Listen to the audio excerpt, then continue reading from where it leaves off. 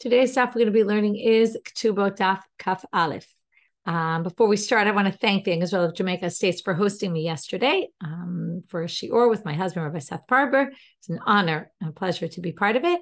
I'm looking forward to meeting many other people on our trip.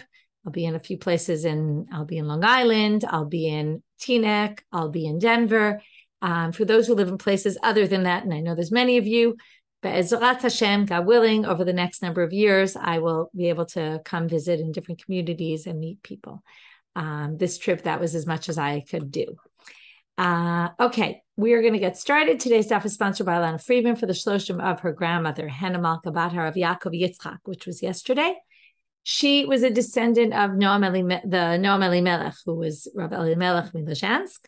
She was a student of Sarah Schneer. She survived Schindler's List, illegally immigrated to Israel in 1946, and helped build the fledgling state of Israel. She merited to live just shy of 103 years and see 5 generations of descendants. May our learning give her neshama comfort, and may we continue to have atzlacha in our learning. Okay, we are going to start with the Mishnah at the bottom of Kaf Amud Bet for a quick review before we start our daf today. Our topic is verifying signatures on documents. So if each witness verifies their own signature and the signature of the other witness, that already is 2 witnesses for every signature, and we're good. So each one said, this is my signature and the signature of my friend, I can verify it. Hare elu ne'emanim, they're both believed. Now we start to have a debate. One says, Zek tav yadi, this is my signature. And the other says, this is my signature. Rebbe says you have to bring somebody else in. Okay, you need one witness, each one about themselves. And if the other one can't testify for the other one, you have to bring in somebody else to verify. Each signature needs 2 witnesses to verify. It's not enough that I say, this is my signature.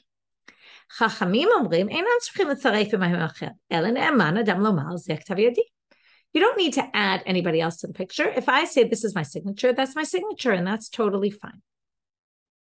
If you want to say, when you look, it doesn't mean if you want to say, sorry. Means if you look into this a little bit better, you can see that, and as you want to understand these shittot, because the Mishnah didn't really explain what's the logic behind it.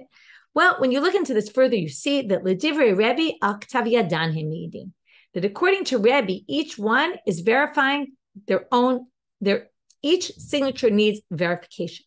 In order to verify a signature, you need 2 witnesses, just like anything else in halakha, you need 2 witnesses. So since we're verifying the signatures, therefore we need 2 witnesses. L'divrei chachamim al manesh b'shtar hemidim. If I say this is my signature, I'm in essence saying this document is valid, meaning the contents of what I'm basically saying. Let's say it's about a loan. This loan happened. So basically, if I'm commenting this loan happened and someone else says, I signed this document and this loan happened, in the end, we have 2 witnesses verifying the content of the document. So what's the difference if we have, I don't need 2 witnesses for my signature and 2 witnesses for your signature, because each of us verifying is basically saying this shtar, the contents of this shtar really happened, which means we now have 2 witnesses saying this loan took place. To which the Gemara says, Pshita, it's obvious that that's Rebbe and that that's the rabbis. Why do we even need to mention this? So the Gemara says, well, if we didn't say it, the fact that Rebbe requires 2 might be just a chumrah. And why is that relevant? We're going to see in a minute, and it'll take a little while to understand this, so we'll go part by part. Ma'u detema, you might have thought, l'Rebbe sipuke mesapkale, i'aktav yadan himidim, o amanesh b'shtar himidim.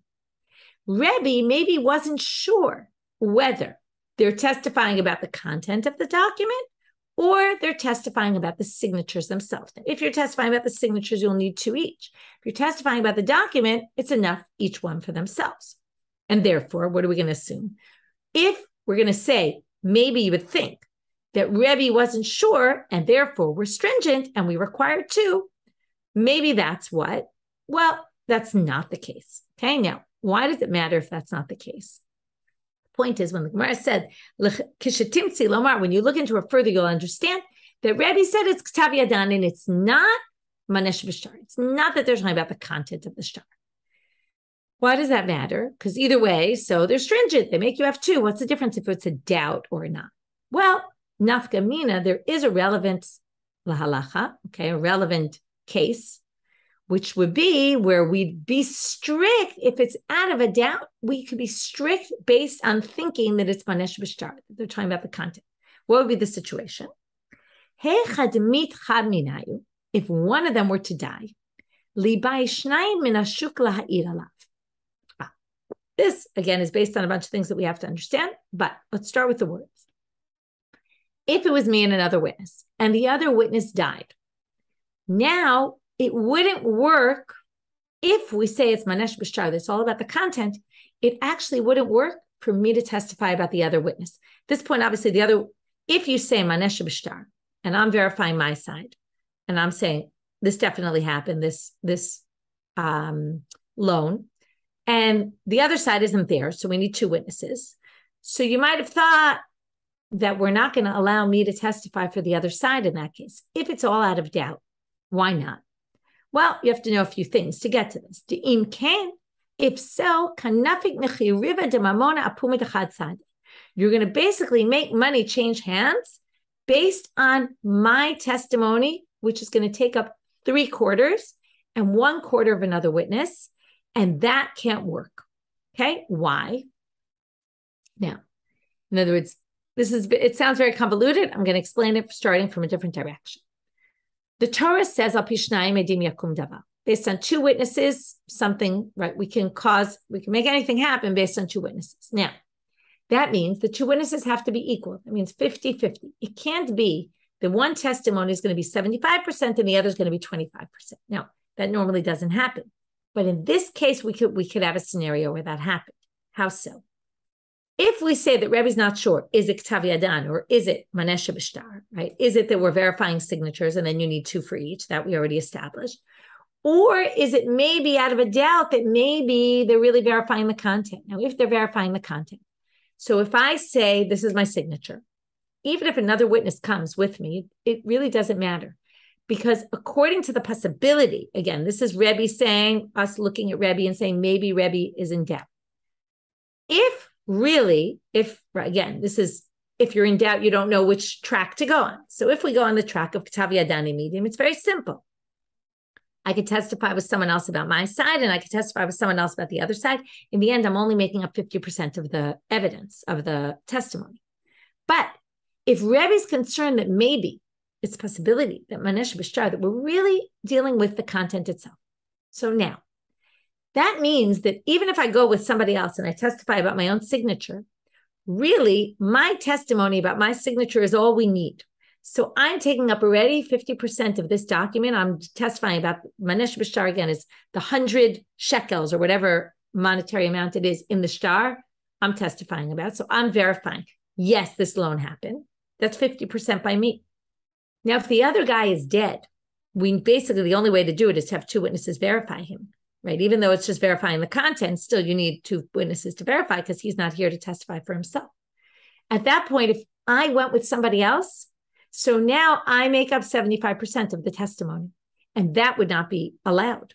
So again, if we hold that Rebbe was mesupak, he was in doubt which way to go, then if the other one were to die, there would be a case where Rebbe being stringent based on maybe they're talking about the content of the shtar, I wouldn't be able to testify at all about the other signature. We'd have to bring two witnesses from the outside, not including me, testify about the other guy because 50% of the testimony is based on my testimony already.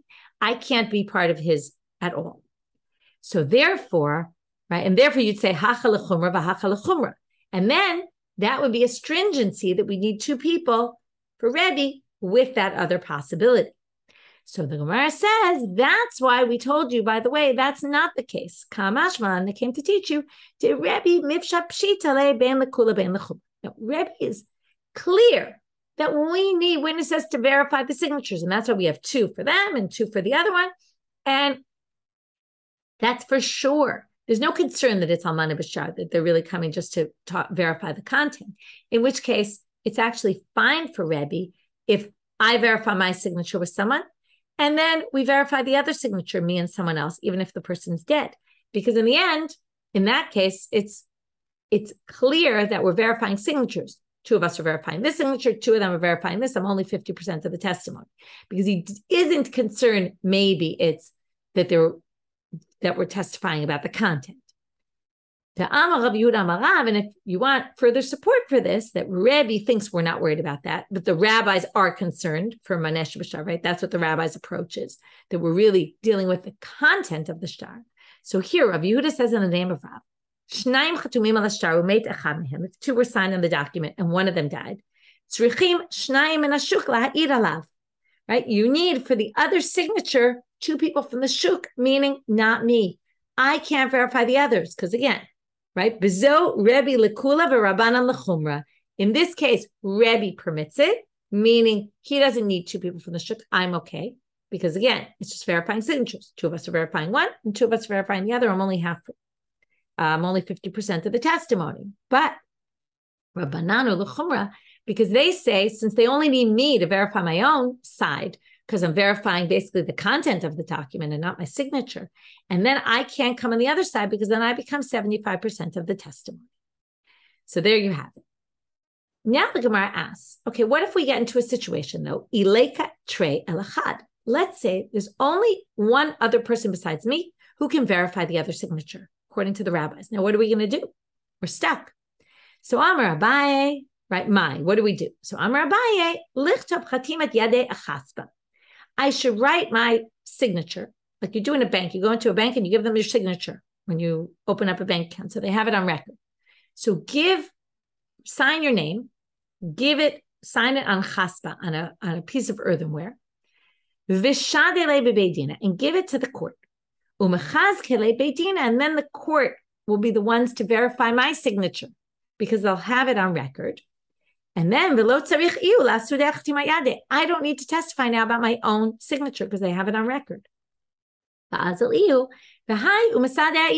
can go with the other witness that we have and I can testify about the other signature. And that's the way to deal with this document. Now they point out a side point, which is, can only be if it's on a shard or a piece of earthenware, material. Why? Because documents aren't written on that, because people can scratch it out and redo it, and they can fake documents very easily. The only things you could use for documents were cloth, parchment. So they say, this is only if I sign my name on this chaspa, on this earthenware. But not avala megilta, but not on megilta lo, but not on parchment. Why? Because when I sign my name on a piece of parchment, what could happen?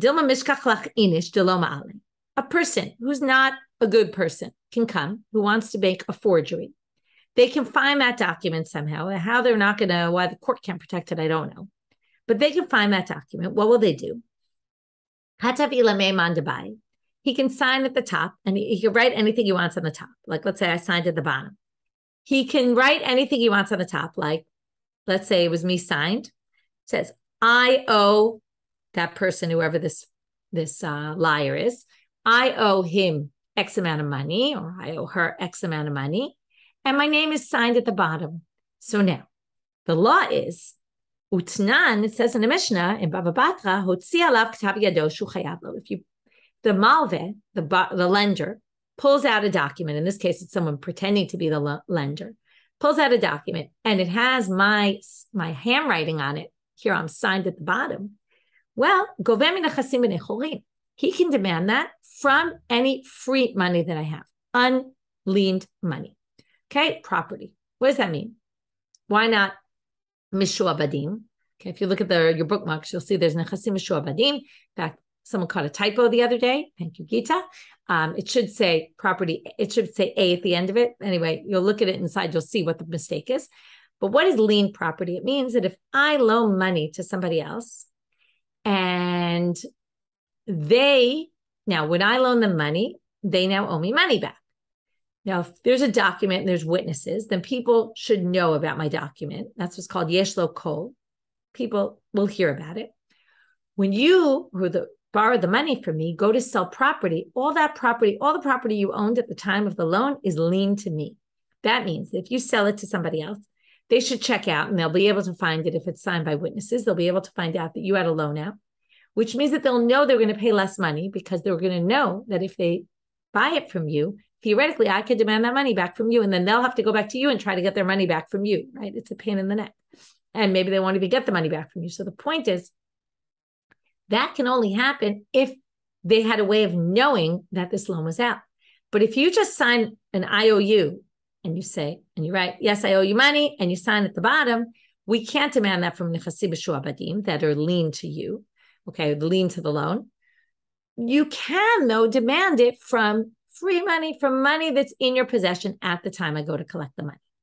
So here they're saying basically, so the B'nei Chorim B'Shu'abadim isn't so important. The point is that if the person is signed themselves on it, that document can be used against them, basically. So if they sign this document in the court to verify their signature, someone could get a hold of this document, right? If it's parchment, they could write something at the top and claim that I owe them money if I sign my name.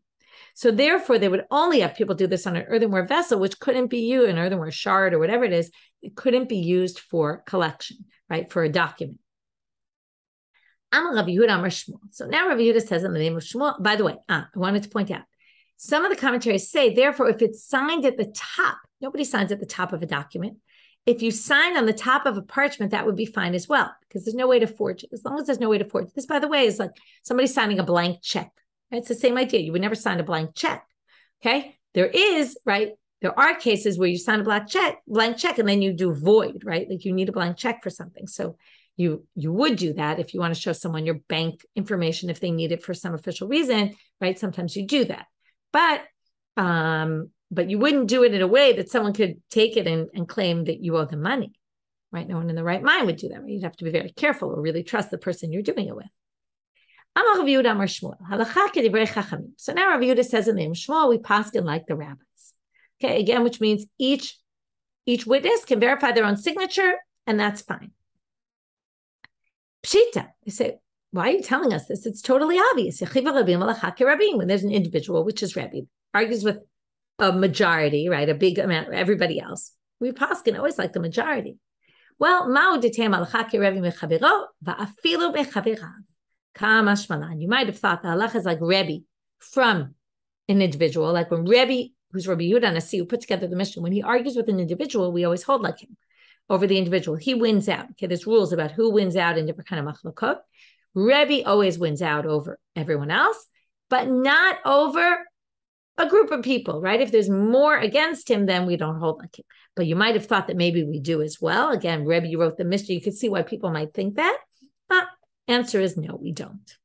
That's what Rav Yehuda is coming to teach you. Now we have a siman. We don't usually pay too much attention to these. These are ways to remember the next three things: nach, nad, and chad.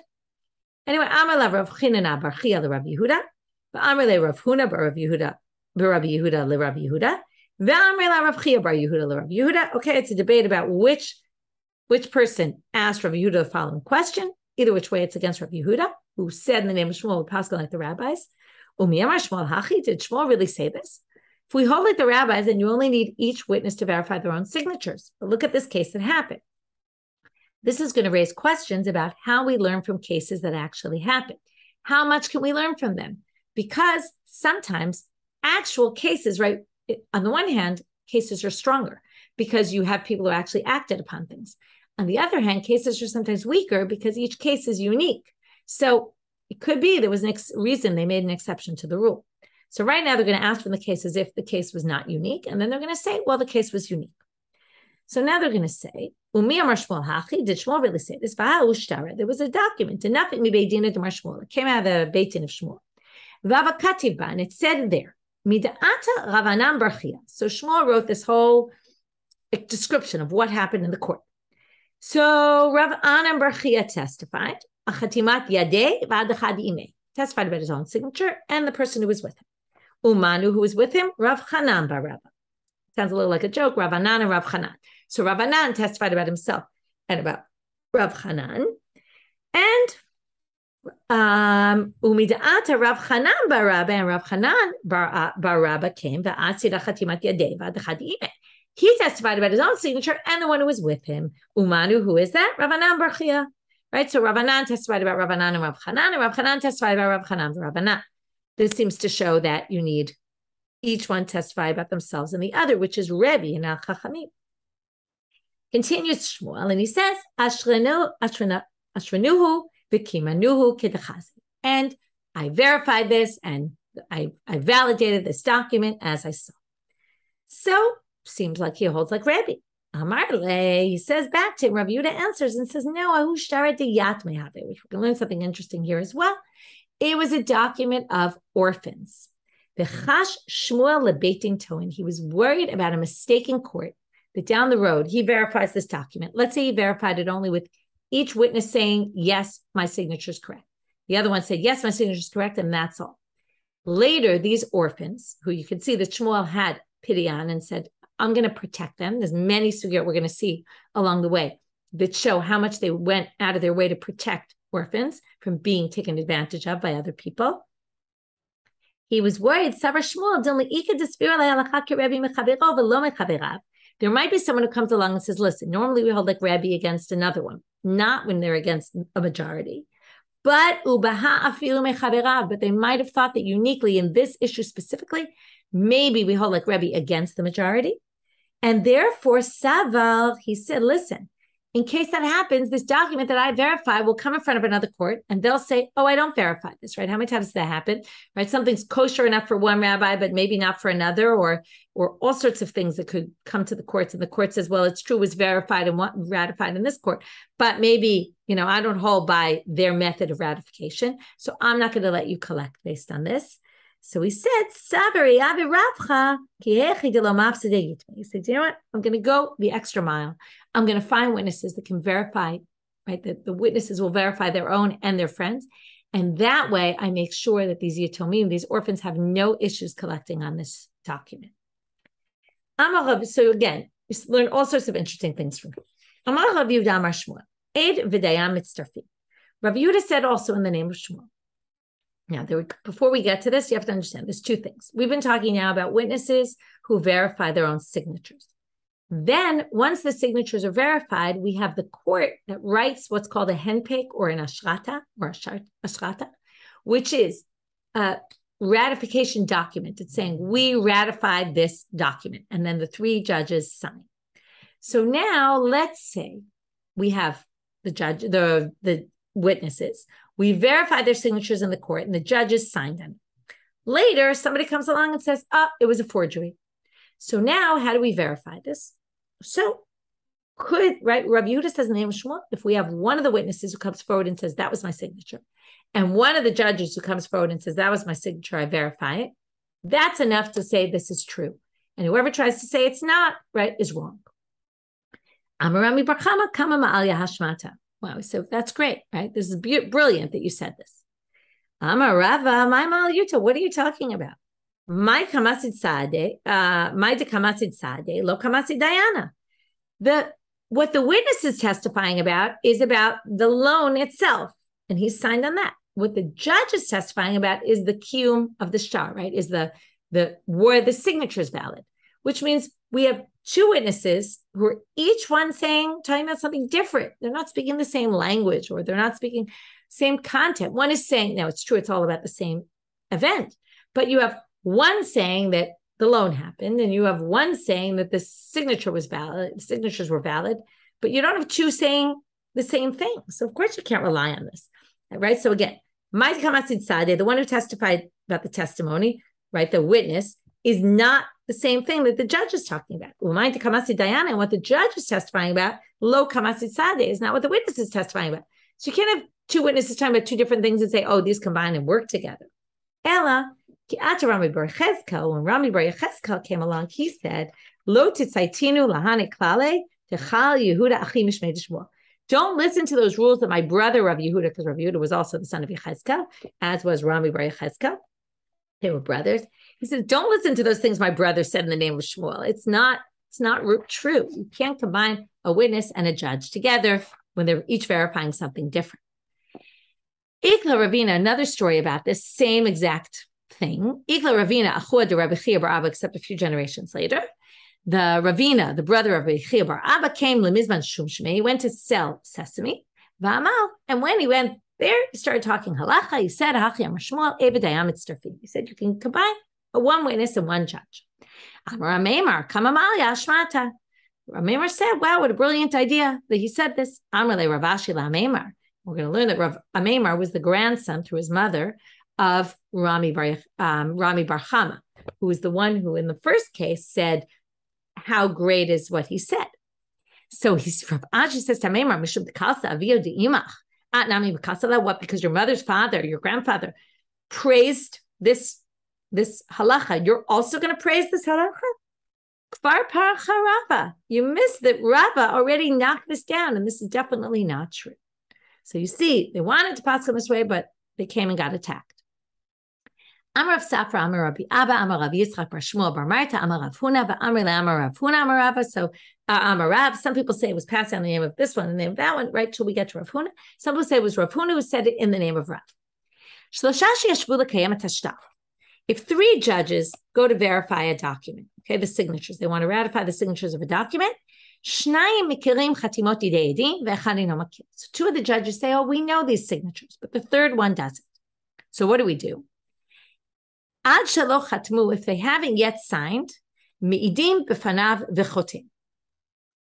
haven't yet signed this ratification document, so they testify in front of the third one. Okay, here you see, we're going to talk about this soon, that Eid Nasa Dayan, that a witness could also function both as a witness and as a judge, because here the judges are functioning as witnesses.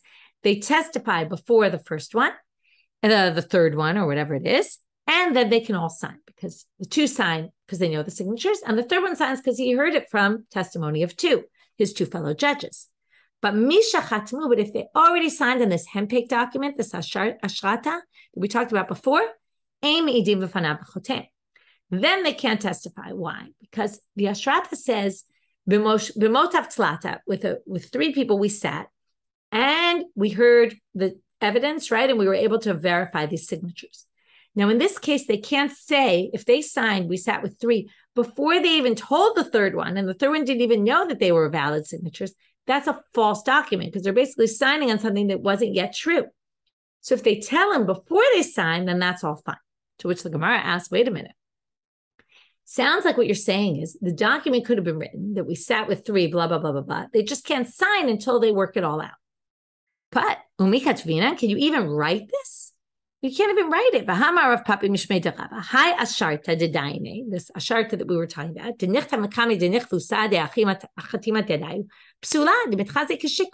In a normal case where they're going to hear testimony of witnesses and they write down, right, we heard in front of witnesses that, right, we heard two witnesses verify these signatures, signed your dayanim, so-and-so, so-and-so, so-and-so.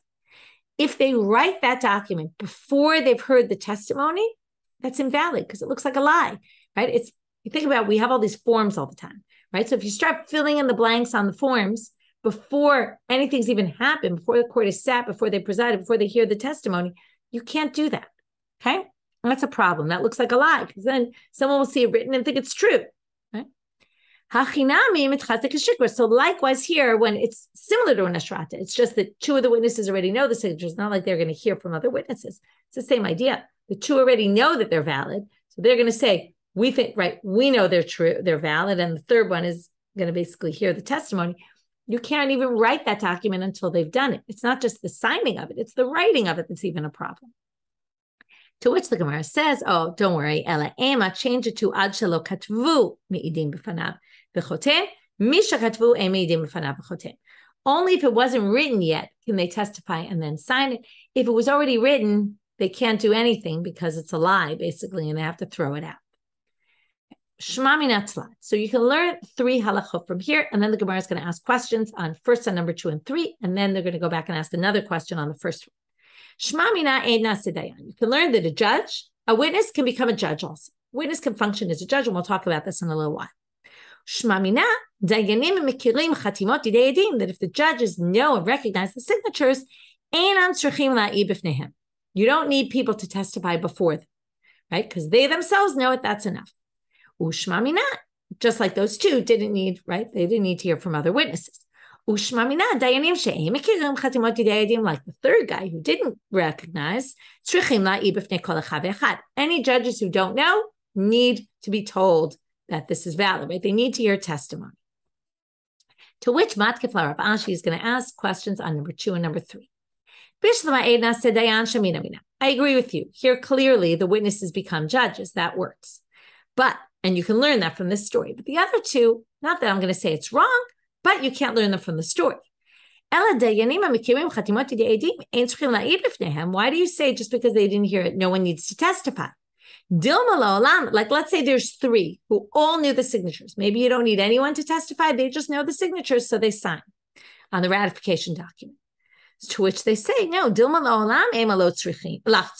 they really do need testifying. Why was this case okay that those 2 witnesses didn't need anyone to testify before then?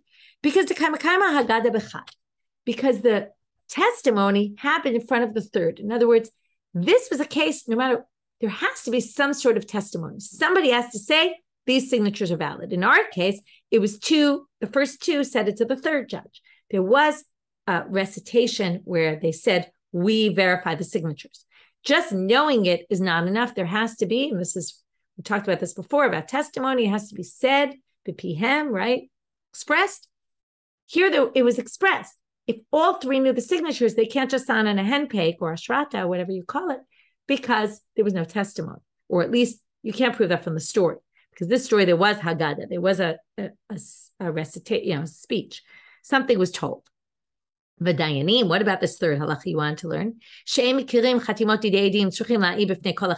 Number 3 needed to be testified before, because anyone who doesn't know, you have to hear direct testimony. Maybe they don't need, really. They don't. Okay? And shanehacha delo, right? Maybe it's enough that just 2 of the judges here. Shanehacha, like let's say none of the 3 knew anything. Maybe it's enough to say in front of 2, and then the 2 can tell the 3rd. Well,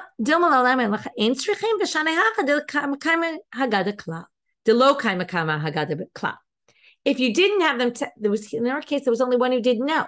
Now, if you didn't say anything, then there would be no Haggadah. We just said in the previous, you have to have, or maybe you have to have some sort of recitation. Someone needs to say something. And there was only one, there was only one who didn't know, so he got told. But if there were 3 who didn't know, maybe it's enough to tell 2, and that's enough, because then there was a Haggadah. And then those 2 say to the 3rd, we already got it, right? You can just sign along with us. This is, by the way, a little bit of a play about why 3 judges, right? 3 judges, it's sort of like testimony, Adim. It's enough 2, but you need a 3rd, but that 3rd doesn't need to be in on everything. He can go by trusting the other 2. So Yativ Rabbi Abba v'ka'amar la lashmata de'ed na'aseh dayan. Now we're getting to the first one. So Rabbi Abba said this halacha de'ed na'aseh dayan. Eitver Rav Safra Rabbi Abba. Safra questions Rabbi Abba now and says, but wait, it says in Masechet Rosh Hashanah, which we learned already. Those who were in the daf at that point, maybe you'll remember, Ra'uhu shlosha v'heim beitim. If 3 people see the new moon, and then they have to come to court to testify, they saw the new moon. 3 people saw it, and they happen to be of the 71 people. These 3 are 3 of the judges of the 71 people who sit on the big court in the Sanhedrin. They're the ones who can determine the new moon, right? That it's Rosh Chodesh. So they see, and they're a court. Ya'amdu shnayim v'yoshivu mechabrehem etzel hayachiv v'idu b'fnehem. So the 2 who saw were witnesses. What do? They stand up and testify. And they testify in front of who? In front of number 3 who is with them. But they bring 2 more of their friends, Yoshivu mechavrehem etzel hayachid, so that they can testify in front of a court of 3. She'en hayachid v'yidu b'fnehem, and then they testify. V'yomru mekudash chodesh mekudash. The 3 that they have now, which included one of the witnesses who saw the new moon and 2 more new judges who hear from the 2 of the 3 witnesses who saw the new moon, they can testify. Right? The individual is not, it's not enough that he's by himself, right? You need to have 3 judges with him. So now, if you say the witness can become a judge, then why do you need all this? The 3 of them could sit, just like in our case, and say, right? We saw the new moon. They can even testify to each other. And they can make the new moon, determine that it's the new moon. Why do you need to bring 2 more to sit with him? So he answered and said, you know what? I also found this difficult. I asked him. Rav Yitzchak wasn't sure he asked Rav Huna. And Rav Huna wasn't sure he asked L'chia bar Rav. L'Rav, okay, got all the way back to Rav. V'amar lehu, Hanach le'edut hachodesh deoraita b'kiyum shtarat Rabbanan. He said, Edut HaChodesh is by Torah law. And ratifying a document is only midrabanan. You don't really need to ratify a document. And this goes to the whole issue of ratifying document. They already signed on the document. What do you need this for?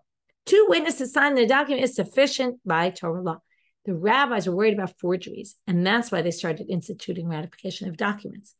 But since it's only a rabbinic law, therefore, an aid could be a dayan. But in a doraita case, an aid can't be a dayan.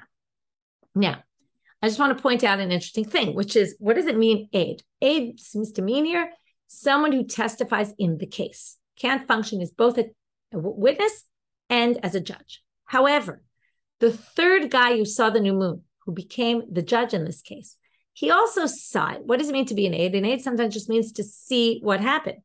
So you see here that the witness who saw something could actually be a judge in that case, as long as he's not the one testifying.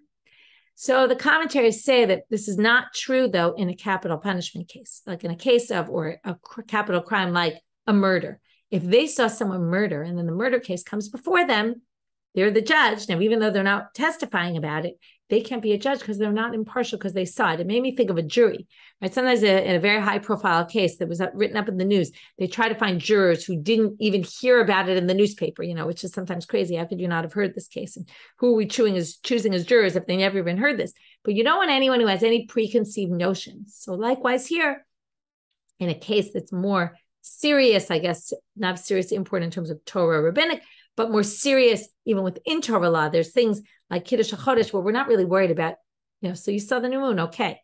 But in other cases where we're worried about, especially when it comes to Dinei Nefashot and someone getting murdered because, someone getting killed, capital punishment, we want to be extra careful that that we have no one who's partial to this case. Okay, last line for today, Amar Rabbi Abba, Amar Rav Huna, Amar Rav. Abba said the name of Rav Huna in the name of Rav. Shlosha sheyeshvu lekayem et hashtar, v'kara ir'er al echad mehem. 3 people sat to ratify a document, and the judges wrote a hempek, and now people said, one of those judges is disqualified. Ad shelo chatmu me'idim alav v'chotem. If they haven't yet signed, okay, they're in the process, and the 2 judges that are sitting there with judge number 3, who's now under suspicion, they testify to his credibility, they accept that, okay, and then they can all sign. But misha chatmu, if they've already signed on the document with him, ein me'idim alav v'chotem. They can't testify about him and sign because they are partial at this point. Why are they partial? Because it looks bad to them that they signed with someone who was disqualified. There's this concept that if you're going to sit on a court, you're going to check out that the judges are fine. And if you didn't check it out, that looks poor. It looks bad to you. So therefore, they're already impartial here. We don't trust them when they're trying to verify his status, because it affects their status. If they're seen signed with someone who was disqualified and they didn't know that, they're going to look bad in the eyes of other people. And therefore they're already partial.